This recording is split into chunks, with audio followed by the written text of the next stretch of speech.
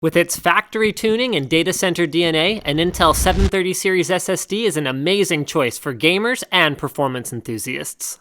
So we're in the middle of opening up a Fractal Design Define R4 because we just needed it for our project, and it occurred to me, we've never actually unboxed this case. We've used it for build guides in the past, and there's been countless builds on the Linus Tech Tips forum about it, and we've talked about it a lot, but I figured, well, hey, we might as well actually do a proper unboxing of the thing. So here inside we find the Define R4 front bezel, as well as hard packing foam. Unfortunately, it is hard packing foam. I do prefer more of the soft style foam because it does tend to be more durable.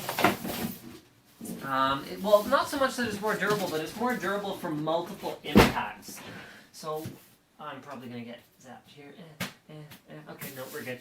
Alright, so let's go ahead and flip this baby over there. So at least they've got, I'd say that's pretty minimal on this side, but they've got a good sort of inch plus on this side. I guess it's about the same there. Wouldn't have minded seeing a little bit more padding at the corner, so if Josh is watching from Fractal, he can pass that along to the packaging folks over there and be like, well, this is what Linus thinks about the way that the product should be protected in shipping, so of course that's relevant to anyone. Alright, so let's go ahead and open this baby up. So on the front bezel, just going to rest this on my belt of all things, we have the clean look that we've come to expect from the Fractal Design Define series. So you've got that nice brush finish and, oh my gosh, are you guys still watching this?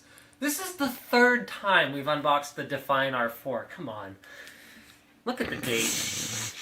Jeez. Don't forget to subscribe to Linus Tech Tips for more unboxings, reviews, and other computer videos.